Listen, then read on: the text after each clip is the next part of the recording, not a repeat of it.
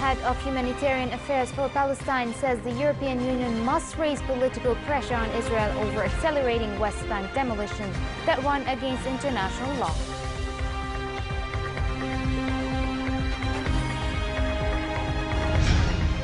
After meeting with Egyptian President Abdel Fattah al-Sisi in Cairo, King Salman of Saudi Arabia announces that a bridge connecting the two countries will be built across the Red Sea. The U.S. and South Korean military conduct river crossing exercises near the North Korean border, with about 400 U.S. and 100 South Korean soldiers taking part. Good evening and welcome to a new edition of the news. Robert Piper, UN Head of Humanitarian Affairs for the Palestinian territories, said the European Union must raise political pressure on Israel over accelerating West Bank demolitions that run against international law and increasingly affect aid projects. His statement came during a briefing with EU officials in Brussels. With more than 540 demolitions and confiscations in the occupied West Bank so far this year, the Israeli military has already matched or exceeded the total of 2015. Piper said around 148 projects by donors were destroyed, including more than 200,000 euros worth of EU investments, while some 600 people had lost their homes and about 2,000 their livelihood, all of which is against the law.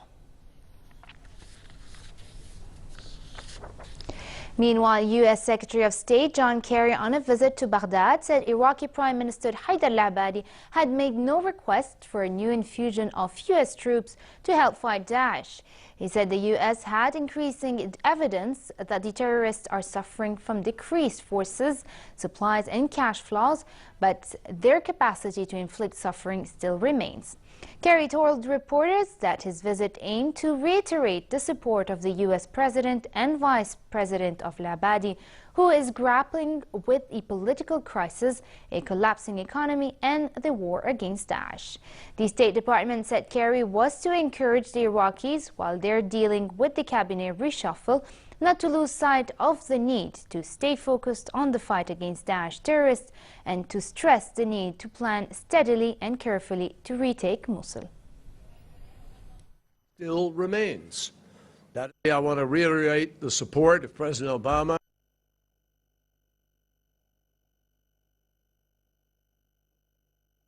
and functioning government as rapidly as possible in order to move forward so that all of these operations are not affected and so that we give confidence to the coalition and to those who are thinking about supporting the stabilization of those communities already liberated, that the government is in place and ready to work appropriately in order to make that stabilization process effective. Backed by the U.S.-led coalition airstrikes, Iraqi forces reached the center of the western town of Heat, dislodging Daesh and evacuating thousands of civilians. A local commander speaking on television said the fighting continues as Iraqi forces pursue the terrorists who have planted explosives in roads, cars and buildings.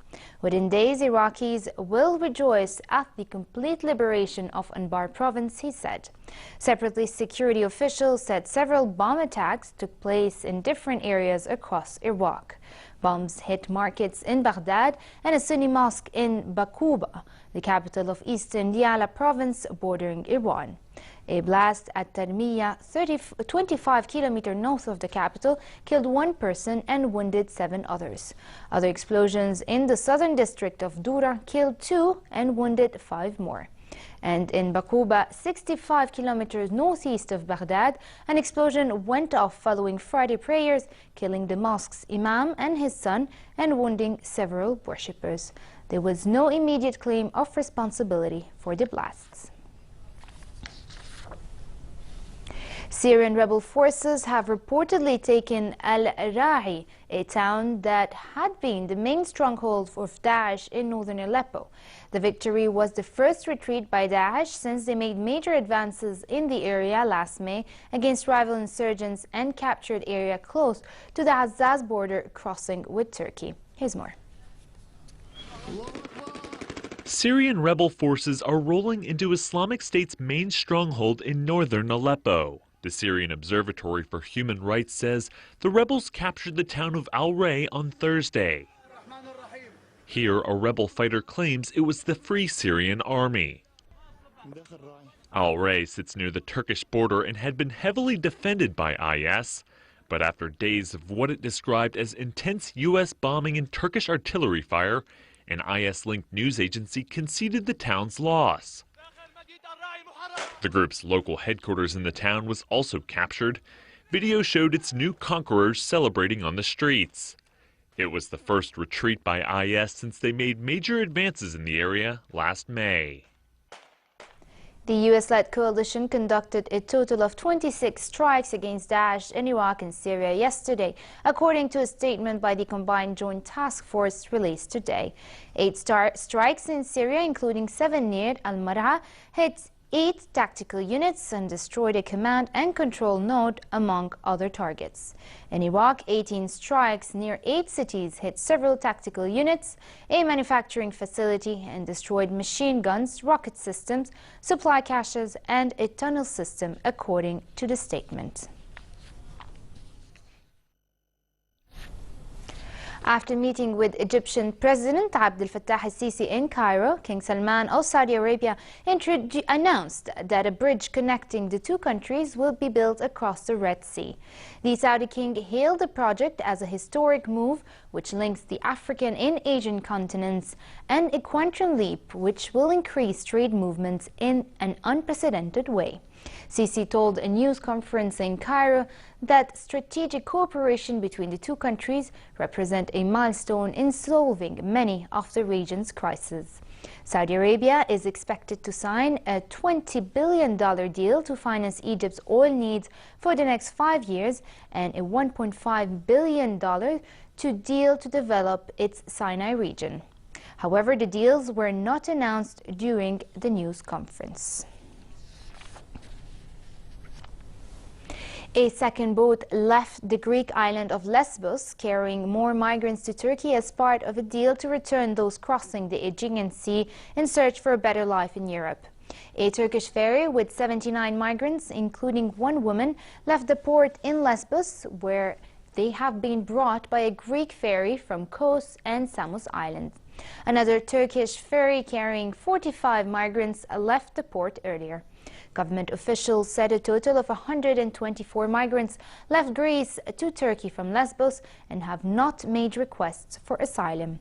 During the first departure, activists plunged into the water close to the small ferry in an attempt to prevent the vessel from sailing. They were plucked from the water by the Greek Coast Guard, handcuffed, and led away. Other activists tried to climb over the port gate, blowing whistles, and were also held back by Coast Guard's police officers. German Chancellor Angela Merkel said that the fragile ceasefire in Syria had contributed to an easing of the refugee situation in Germany. At least there is no fear that hundreds of thousands of new refugees are coming to us, said Merkel at a gathering of organizations and groups helping to accommodate the more than 1 million refugees who arrived in Germany last year. Her remarks came shortly after Germany's Interior Ministry said the number of arrivals had dropped to a trickle in March as the Balkan route through southeastern Europe was virtually shut. This compares with some 10,000 people who entered the country each day at the peak of the crisis in late summer last year. Yesterday, France blamed Syria's government for a breakdown in a truce and preventing an improvement in the humanitarian situation, according to a foreign ministry spokesman. Former U.S. President Bill Clinton said a protest in Philadelphia yesterday showed that people needed to unite for change. Clinton spent more than 10 minutes yesterday at an event in Philadelphia facing down protesters over criticism that a 1994 crime bill he approved while president led to a surge in the imprisonment of black people.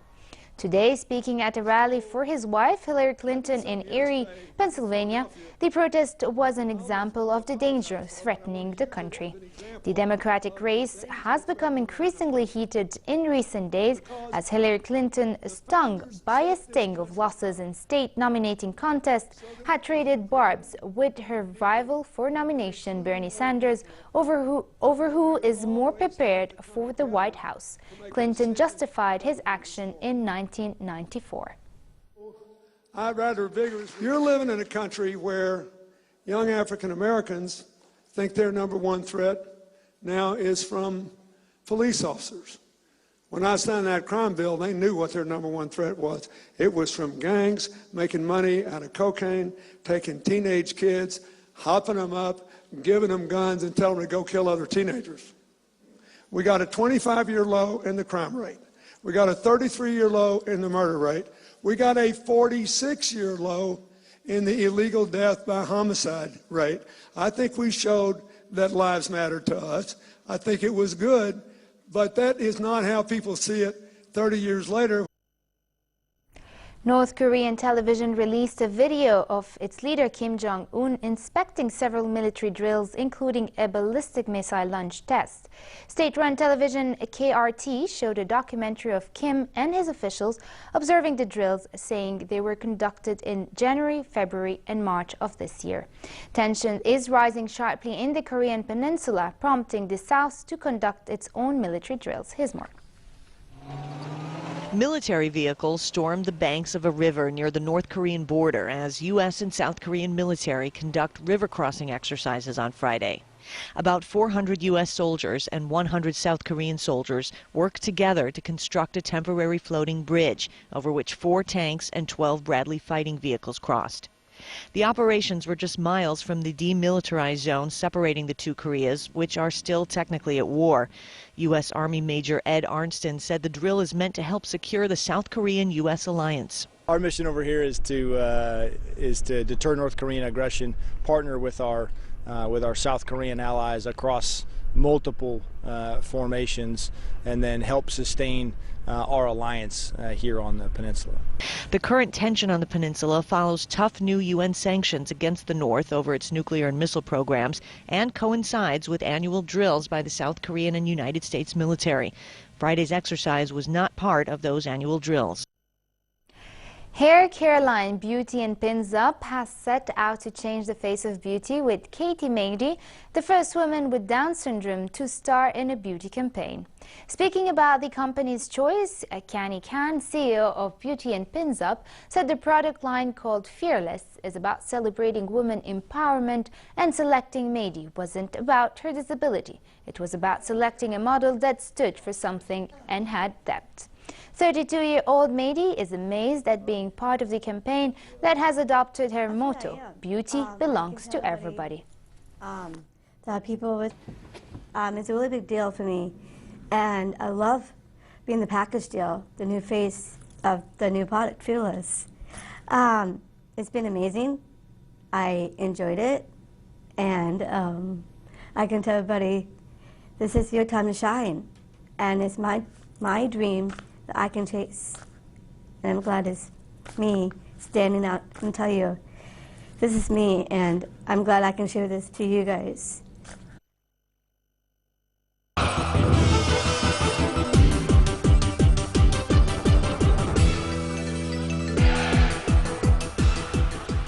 Qatari rally driver Nasser Atiyah came away from the Abu Dhabi Desert Challenge with a win in the car category, while Australia's Toby Price took the bike title on his first visit to the event. Atiyah won in Abu Dhabi by over 30 minutes as his Toyota vanquished the Massic rank of Mini behind him. Second was Saudi Arabia's Yazid Al-Rajihi, and former World Rally contender Mikko Hirvonen of Finland in third place on his first time at the event. In the bike section, Price, winner of the prestigious Dakar Rally in January, came through on the final stage to win from Sam Sunderland of Great Britain and Chilean Pablo Quintanilla, turning an overnight deficit of 2 minutes 45 seconds to a winning margin of 2 minutes and 11 seconds. Now the national anthem of Australia. And over to football, Real Madrid, including Cristiano Ronaldo and Gareth Bale, train for tomorrow's match against Eibar, 9th in La Liga. Real Madrid play La Liga match tomorrow and then have the second leg of their Championship League quarterfinal against Wolfsburg on Tuesday. The club is still reeling, having lost to Wolfsburg in Germany in the first leg match on Wednesday after the boost of beating Barcelona in a Clásico match on April 2nd.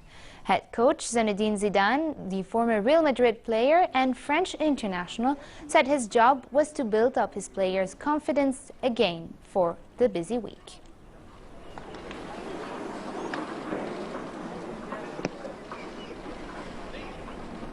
And finally, the weather forecast. It continues to be pleasant tonight in most parts of the country with light variable winds. Tomorrow, another slight rise in temperature is expected, soaring 7 to 8 degrees above seasonal average.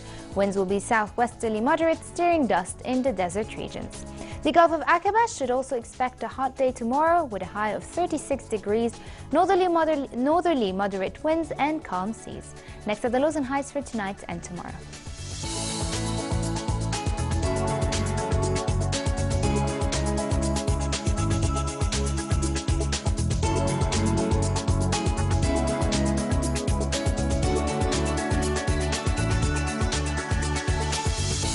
And to end the news, here's a recap of our top stories. The UN head of humanitarian affairs for Palestine says the European Union must raise political pressure on Israel over accelerating West Bank demolitions that run against international law. After meeting with Egyptian President Abdel Fattah al-Sisi in Cairo, King Salman of Saudi Arabia announces that a bridge connecting the two countries will be built across the Red Sea. The U.S. and South Korean military conduct river crossing exercises near the North Korean border, with about 400 U.S. and 100 South Korean soldiers taking part. And with this, we come to an end. I'm Farah Ajlouni. Thank you for watching and have a good night.